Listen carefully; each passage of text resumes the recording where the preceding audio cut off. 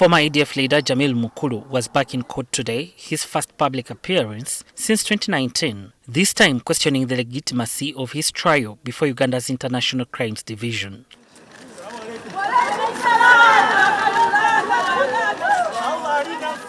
Together with his co-accused Muhammad Matovu and Omar Abdallah Mutuka, Mukulu is asking court to halt their trial and strike out terrorism-related charges. Uchengi was testimony, Kasumba was testimony.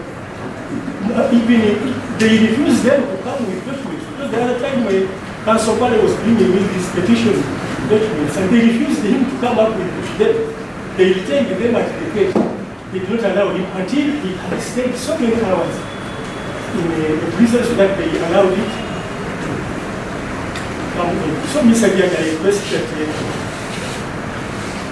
you stop them from harassing my lawyers, because my lawyers will be disgusted and frustrated and maybe about. Their lawyer, Meda Lubega Segona, urges that the changes violate both the Extradition Act and their right to a fair hearing. The trio says they were extradited from Tanzania in 2015 under the condition they would only face 9 murder charges, nothing more. A prosecution in respect of a person who is extradited or otherwise known as a fugitive, I find the word a bit offensive, but begins with the extradition process. From the word go, the person you are extraditing must know the offenses against him. When you disclose a few, you leave out others, you offend the principle of fair trial. They claim the Tanzanian magistrate overseeing the extradition was assured by both governments that no other charges would be added. But shortly after, Uganda's Attorney General wrote to Tanzania introducing additional charges including terrorism, attempted murder and aggravated robbery. That he gave no consent in relation to the charges of aggravated robbery, attempted murder and belonging to a terrorist group that the 2 applicants now face.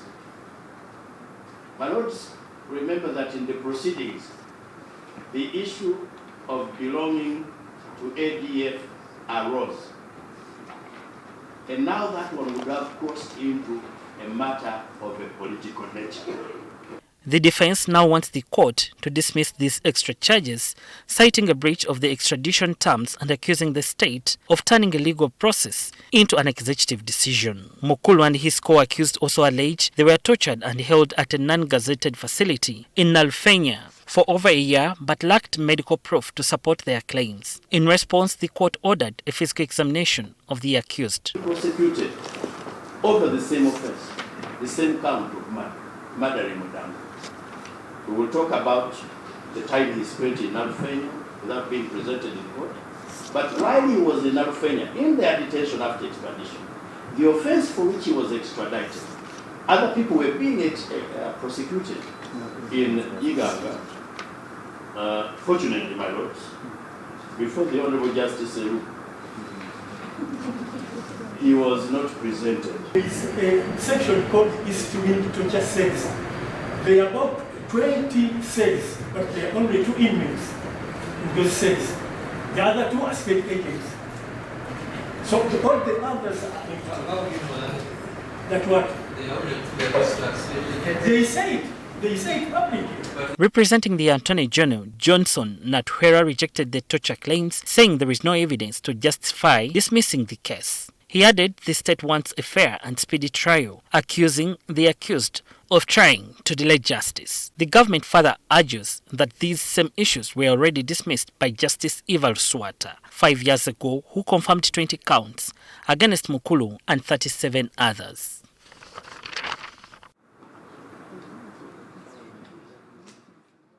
The indictment presents Mukulu as the ADF leader who ordered killings and robberies across several districts, including Kampala, Jinja, Bujiri and Mbale. He's also accused of masterminding the murders of 2 sheikhs, Dr. Muwaya and Yunus Abubakar Mandanga, as well as 2 police officers in Bujiri district. The state alleges these crimes were committed with political, religious and social motivations to spread fear and destabilize the country. The court is expected to deliver its ruling on the application in the coming weeks. Until then, Mukulu remains on remand at Luzira prison, awaiting the next chapter in a case that has gripped national attention for nearly a decade.